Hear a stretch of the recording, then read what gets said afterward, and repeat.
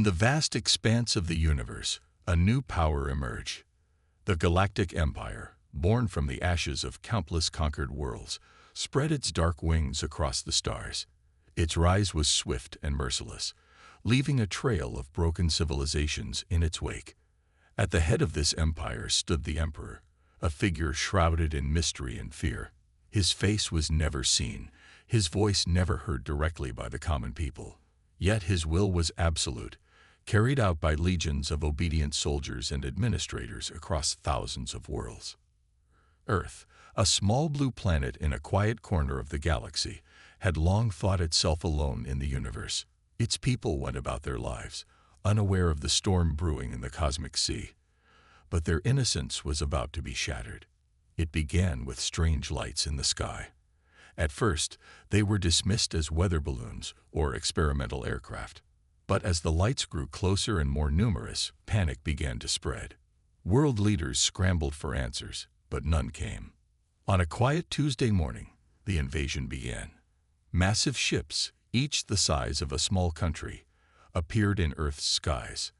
They hovered over major cities, their shadows plunging millions into darkness. The world watched in terror as smaller craft descended from these behemoths, landing in streets and squares. From these craft emerged the soldiers of the Empire.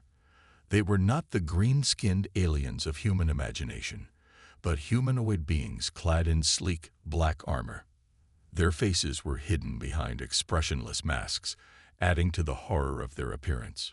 The Empire's message was clear and cold: surrender or be destroyed. Many nations, seeing the hopelessness of resistance, laid down their arms. Others fought back, only to be crushed under the Empire's superior technology and numbers. Within days, Earth's governments had fallen. The Empire moved quickly to establish control, setting up bases in every major city and rural area. They'd brought with them strange machines and technology beyond human understanding. Some of these devices seemed to defy the laws of physics as humans knew them. Life under the Empire was harsh. Humans were treated as little more than slaves, forced to work in mines and factories to fuel the Empire's endless hunger for resources. Those who resisted disappeared, never to be seen again. Families were torn apart as the strongest were taken for labor, while the old and weak were left to fend for themselves. Yet even in these dark times, hope refused to die. In hidden corners and quiet whispers, resistance began to form. Small acts of defiance. A sabotaged machine here, a stolen piece of technology there, gave people courage.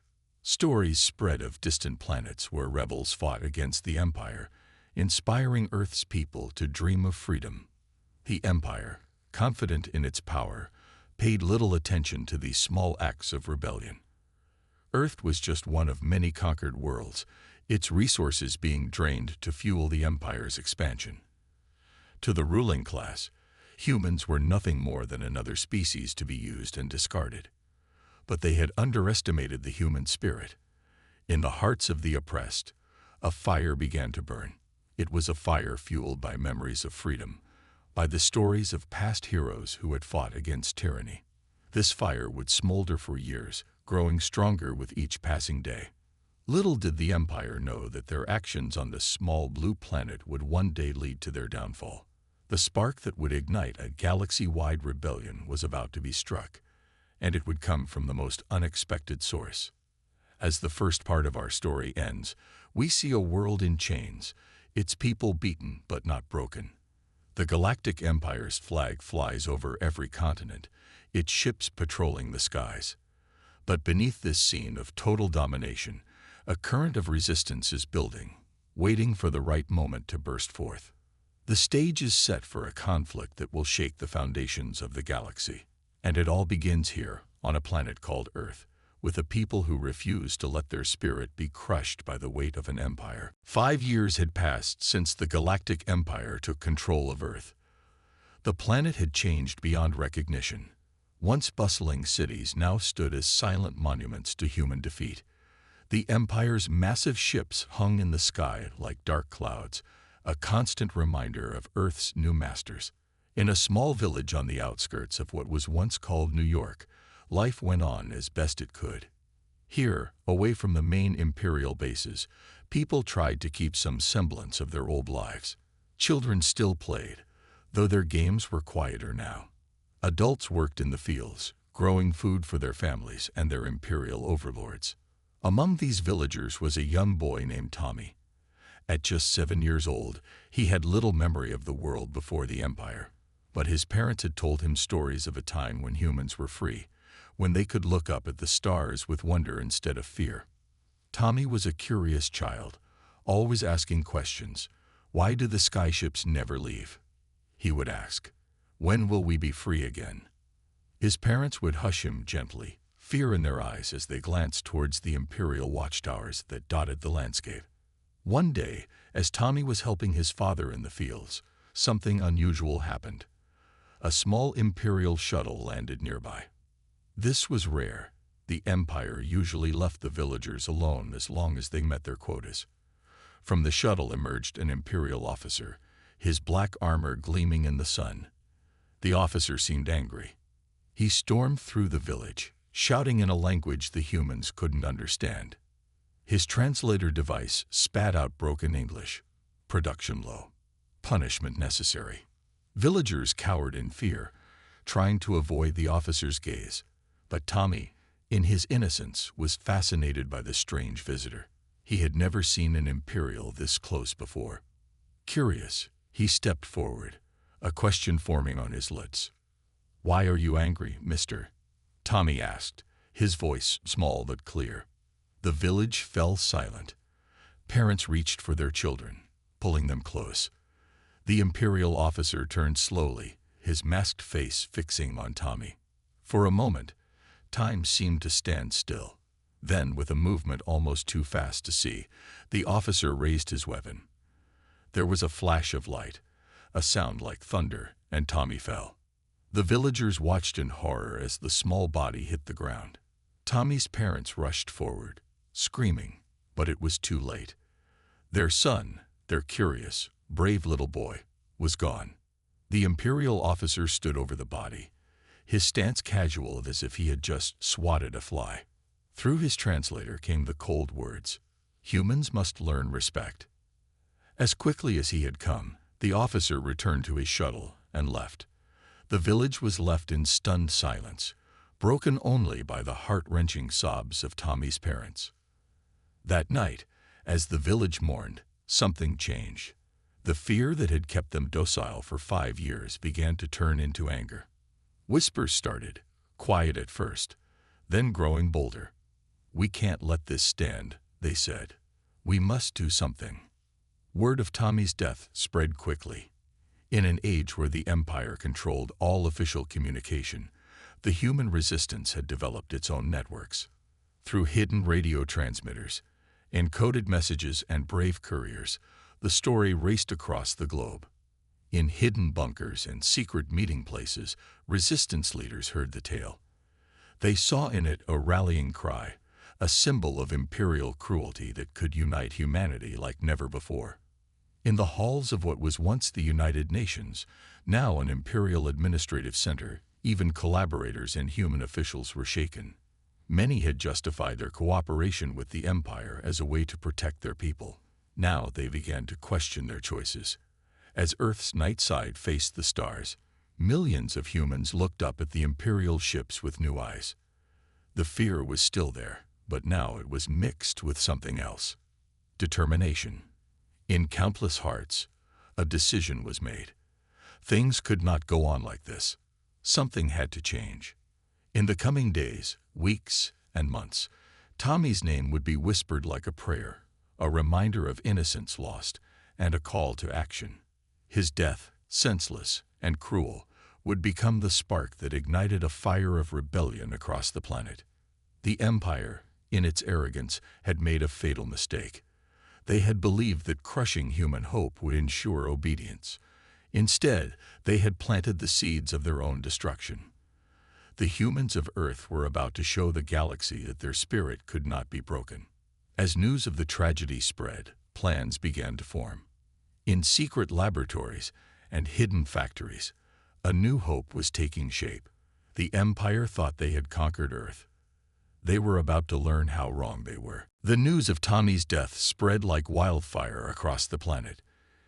It reached the ears of those who had once led nations, now reduced to puppets of the Empire. It found its way to scientists forced to work on imperial projects, and to soldiers who had once defended Earth, now serving as local enforcers for their alien masters.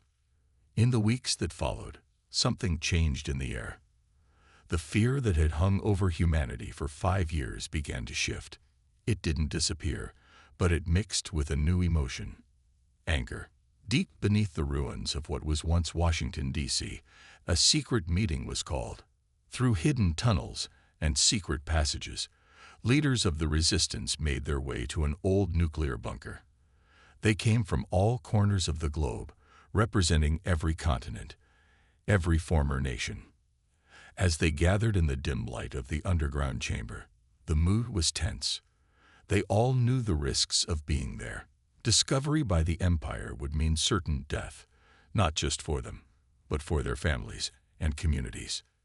The meeting was called to order by a woman named Sarah Chen, once a brilliant military strategist, now the unofficial leader of Earth's resistance. Her face was grim as she addressed the group.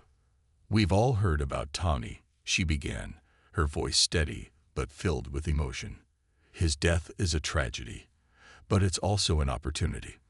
For the first time since the invasion, people are angry enough to take real action." Murmurs of agreement filled the room. Sarah continued, "We've been gathering intelligence on the Empire for years. We know their weaknesses, their blind spots. It's time we use that knowledge." She nodded to a man sitting nearby.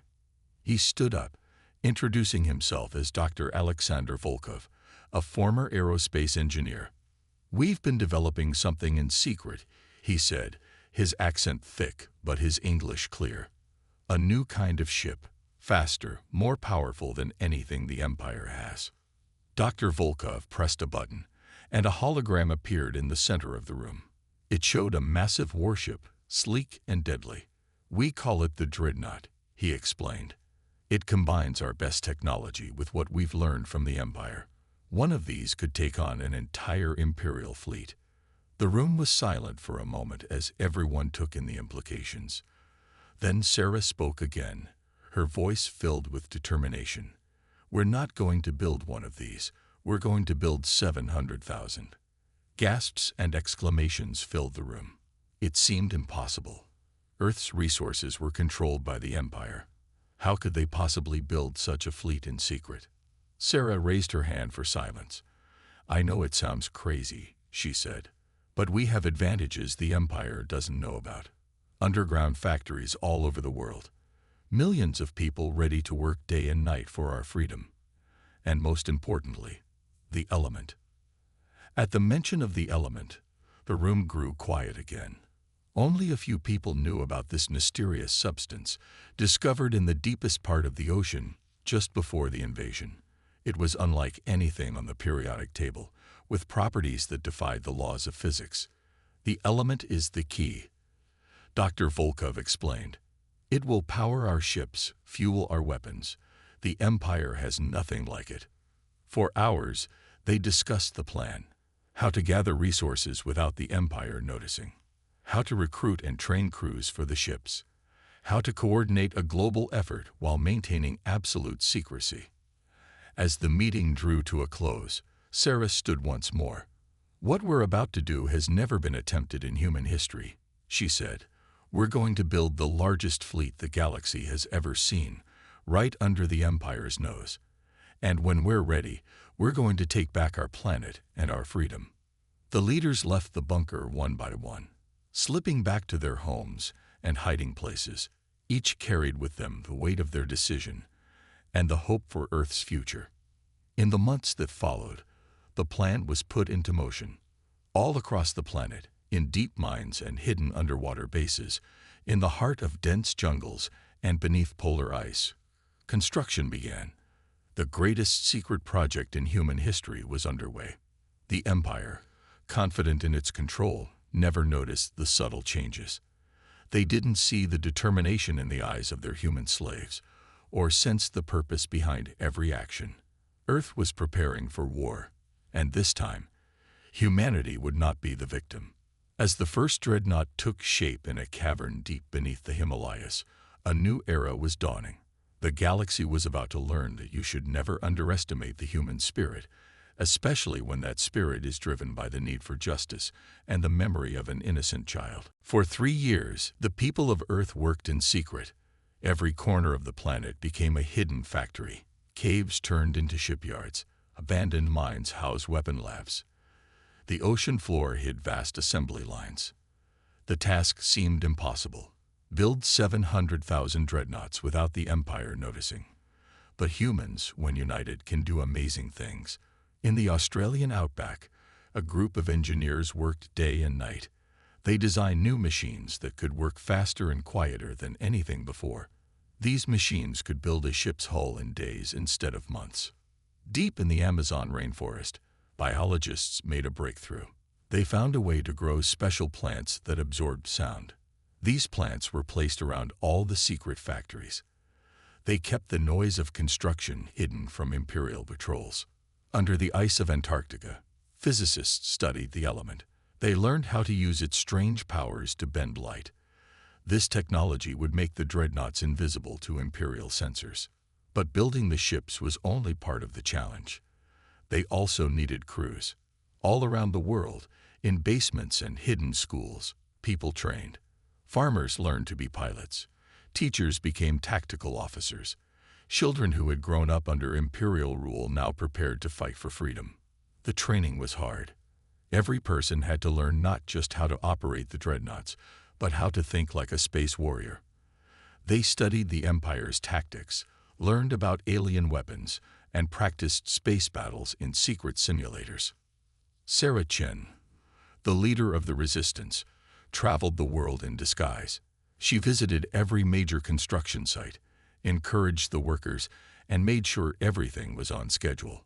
Her determination inspired everyone.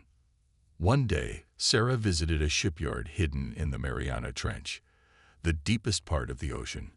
As she looked at the nearly finished dreadnought, a worker approached her. "Ma'am," he said, his voice filled with emotion, "I lost my daughter to the Empire. Building this ship, it feels like I'm finally fighting back." Sarah put her hand on his shoulder. "We're all fighting back," she said. "Every bolt we tighten, every system we install, is a blow against the Empire." As the ships neared completion, a new problem arose. How would they launch 700,000 massive ships without the Empire noticing? Dr. Volkov, the genius behind the dreadnought design, had an idea. He gathered the world's best computer experts in a secret base under the Sahara Desert. Together, they created the most advanced AI ever made. This AI, which they named GAIA, would control all 700,000 ships at once. It could make them move in perfect sync, like a giant flock of birds. With GAIA, they could launch all the ships at the same moment, overwhelming the Empire's defenses. As the day of the launch grew closer, excitement and fear spread through the resistance. Everyone knew that once the ships launched, there was no going back. It would be freedom or death for the human race. In the final weeks, last-minute preparations were made. Weapons were loaded. Food and supplies were stored. The element was carefully inserted into each ship's power core. Billions of people held their breath, waiting for the signal. In homes and hiding places, they prepared to rise up against their oppressors as soon as the dreadnoughts appeared. The night before the launch, Sarah Chen stood on a hill, looking up at the Imperial ships that still hung in Earth's sky. For so long, those ships had been symbols of humanity's defeat. But tomorrow, everything would change. She thought of Tommy, the little boy whose death had started all this. She thought of every human who had suffered under Imperial rule. "We're coming," she whispered to the stars. "We're coming to take back what's ours." As dawn broke on launch day, tension filled the air. In hidden bases all around the world, crews boarded their ships. GAIA ran final checks on all systems. The greatest military operation in human history was about to begin. The Empire had no idea that their reign was about to be challenged. They would soon learn that the human spirit, once awakened, was a force more powerful than any weapon in the galaxy. As the countdown began, humanity stood united, ready to fight for their future among the stars. The day of the attack arrived. Across Earth, hidden doors opened. Secret mountain bases split apart. Ocean floors rose, revealing massive ships. In an instant, 700,000 dreadnoughts burst into the sky. Gaia, the super-smart computer, controlled all the ships. They moved as one, like a huge flock of metal birds. The sight was amazing. People came out of their homes, looking up with hope for the first time in years. The Imperial ships guarding Earth were caught by surprise. Before they could react, Earth's fleet was already past them, jumping to light speed. The element powering the dreadnoughts made them faster than anything the Empire had ever seen. In the lead ship, Sarah Chen watched as Earth disappeared behind them. "We're on our way," she said quietly. "There's no turning back now." The plan was bold. Instead of fighting the Empire on Earth, they would attack the heart of Imperial power. Their target, Centauri Prime, the Empire's capital planet. As they traveled, GAIA spoke to all the crews. Its calm voice came through speakers on every ship. "We will reach Centauri Prime in 6 hours," it said. "All systems are working perfectly. Prepare for battle." On Centauri Prime, it was a normal day. The Empire's leaders had no idea what was coming. They felt safe, protected by their powerful fleet and advanced technology. Suddenly, alarms started blaring. Imperial operators looked at their screens in shock. Thousands of unknown ships had appeared out of nowhere. The Emperor himself, a being who hadn't left his palace in 100 years, demanded to know what was happening. "Impossible," he roared when told of the human fleet. "Those primitive creatures couldn't have built such ships." But the impossible was happening. Earth's dreadnoughts, hidden by their light-bending technology, were all around the planet before the Empire could react. Sarah's voice rang out across the human fleet. "Remember why we're here," she said. "Remember Tommy. Remember all those who suffered. Today, we fight for Earth's freedom." With that, the battle began. The dreadnoughts attacked Imperial bases, shipyards, and defense systems. Their weapons, powered by the element, cut through Imperial defenses like they were made of paper. GAIA coordinated the entire battle. It moved ships, fired weapons, and protected the fleet, all at the same time. The Empire had never faced such a smart enemy. On one dreadnought, a young pilot named Miguel was nervous. It was his first real battle. But as he flew, following GAIA's instructions, he felt a sense of pride. He was fighting for Earth, for his family, for everyone back home. The Empire tried to fight back. They sent out their best ships and bravest soldiers. But they were confused and surprised. They had thought humans were weak. Now they'd faced the full power of human determination. Hours passed. The battle raged around Centauri Prime. Slowly but surely, the Empire's defenses fell.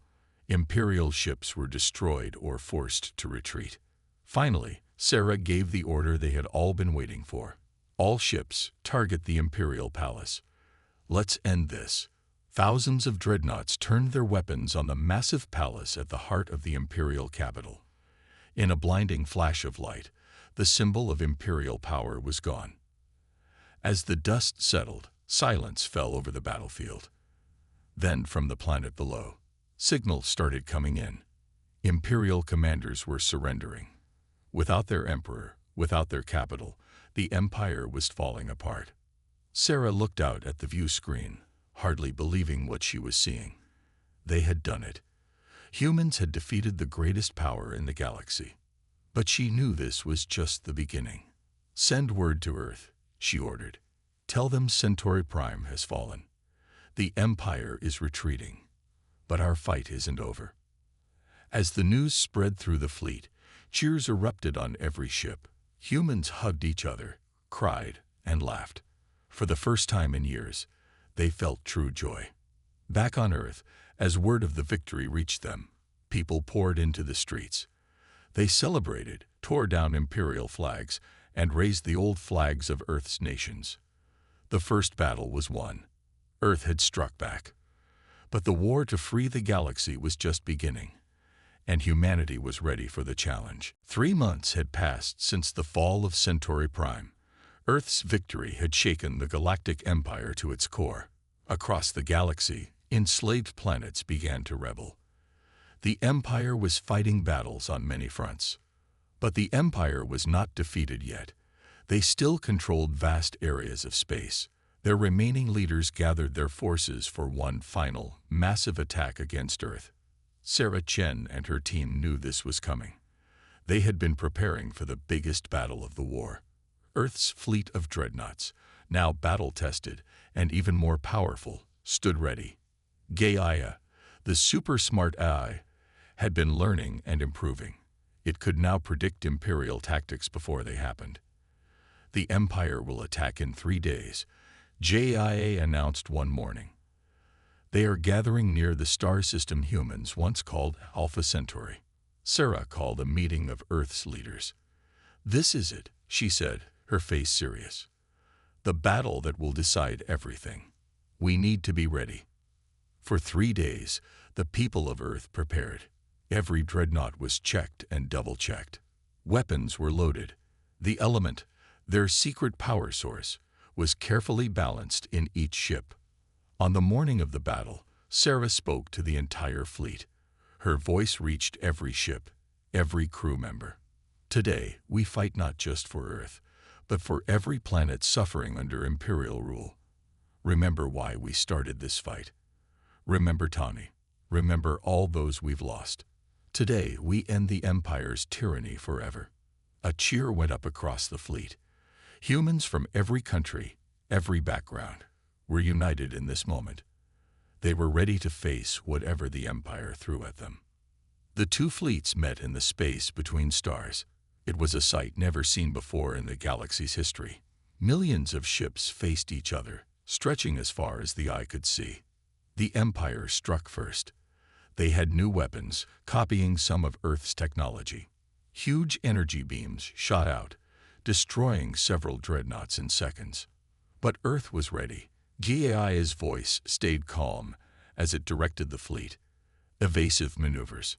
Pattern Delta 7, it said. The dreadnoughts moved as one, dodging most of the Empire's attack. Then it was Earth's turn. The dreadnoughts fired their main weapons, powered by the element. Space itself seemed to bend as the energy beams hit the Imperial ships. Hundreds of enemy ships exploded in a blinding flash. The battle raged for hours. Stars were born and died in the time it took for ships to move across the battlefield. The Empire fought with all its might, desperate to keep its power. Earth fought with the passion of a people who had tasted freedom and wouldn't let it go. In the middle of the chaos, a young gunner named Aisha saw something strange. A huge Imperial ship, bigger than anything they'd seen before, was moving towards Earth. "GAIA," she yelled. "What's that ship doing?" GAIA's analysis was quick. "It's a planet killer," the AI said, its voice urgent for the first time. "If it reaches Earth, it could destroy the entire planet." Sarah made a split-second decision. "All ships," she commanded, "focus fire on that planet killer. No matter what, it can't reach Earth." Every dreadnought turned its weapons on the massive Imperial ship. The element-powered beams hit it from all sides. For a moment, it seemed like even this wasn't enough. The planet killer kept moving, its own weapons charging up. Then, with a flash brighter than a supernova, the planet killer exploded. The blast was so powerful it took out hundreds of ships around it, both Imperial and Earth vessels. As the light faded, silence fell across the battlefield. The remains of the planet killer drifted in space, a final testament to the Empire's cruelty and Earth's determination. Slowly, the reality sank in. The Empire's greatest weapon was destroyed. Their fleet was in ruins. After years of fighting, after countless sacrifices, Earth had won. Cheers erupted across the dreadnoughts. People hugged, cried, and laughed all at once. They had done the impossible. They had defeated the greatest power the galaxy had ever known. As the Imperial ships that remained started to surrender, Sarah looked out at the stars. She thought of Tommy, the little boy whose death had started all this. "We did it," she whispered. "We're free." But even as they celebrated, Sarah knew their work wasn't done. The galaxy was changing. Earth would have a big role to play in what came next. The era of the Galactic Empire was over. The age of Earth had just begun. 5 years had passed since the fall of the Galactic Empire. The galaxy was a very different place now.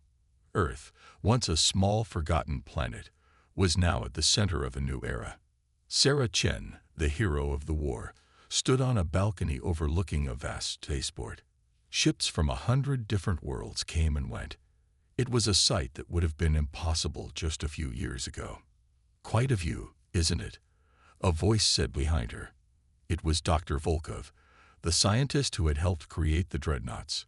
He looked older now, but his eyes still sparkled with curiosity. Sarah nodded. "Sometimes I still can't believe it," she said. "We've come so far." After the war, Earth had faced a big decision. They had the power to become the new rulers of the galaxy. But Sarah and the other leaders remembered why they had fought in the first place. They didn't want to replace one empire with another. Instead, they proposed something new, the Galactic Alliance. It would be a group where all planets could join as equals. Each world would govern itself, but they would all work together on big issues that affected everyone. It wasn't easy at first. Many planets didn't trust each other after years of imperial rule. Some wanted revenge. Others were scared of Earth's power. But slowly, things began to change. Earth shared its technology, including the element, with other worlds. They helped rebuild planets that had been hurt by the Empire. Jaya, the smart AI, was used to solve problems and make life better for everyone. Now, 5 years later, the Galactic Alliance was growing strong. More planets joined every day. The galaxy was healing. As Sarah and Dr. Volkov watched the ships, a small group of aliens approached. They were Centauri, from the Empire's old capital world. Once, they had been Earth's enemies. Now, they were here as friends. "Welcome to Earth," Sarah said with a smile. The Centauri bowed respectfully. Their leader, a tall being with shimmering skin, spoke. "We are honored to be here," he said. "Our people have voted. We wish to join the Galactic Alliance." This was big news. Centauri Prime joining the Alliance would show everyone that the old hatreds were truly over. Sarah felt a wave of emotion. This was why they had fought so hard. Later that day, Sarah visited a special place. It was a park in the middle of the city with a statue at its center. The statue showed a small boy, looking up at the stars with wonder in his eyes. It was Tommy, the child whose death had started it all. Around the statue, children from Earth and a dozen alien worlds played together. They were growing up in a galaxy at peace, where different species worked together instead of fighting. An old man approached Sarah as she stood there. She recognized him as Tommy's grandfather. "Thank you," he said simply, tears in his eyes. Tommy would have loved this. Sarah felt her own eyes fill with tears. "We all owe him so much," she said softly. As the sun set, casting a golden light over the park, Sarah thought about the future. There were still challenges ahead. Some parts of the old empire resisted change. There were new threats to face, new problems to solve. But Earth was ready. The Dreadnoughts, once tools of war, were now used for exploration and defense. JIA helped manage the complex needs of a growing alliance. And most importantly, the people of Earth and their new alien friends were working together to build a better galaxy. Sarah looked up at the stars, thinking of all the worlds out there. Once, those stars had seemed so far away, full of threats. Now they were full of possibilities. A small alien child tugged at Sarah's sleeve, offering her a flower. Sarah smiled and accepted it. This was the future they had fought for. A galaxy where a human and an alien child could share a simple moment of friendship. As night fell and the first stars appeared, Sarah made a silent promise. They would keep working, keep building, keep reaching for the stars. The age of empires was over. The age of alliance, of cooperation, of hope, had just begun. And somewhere out there, among the countless stars, new adventures were waiting.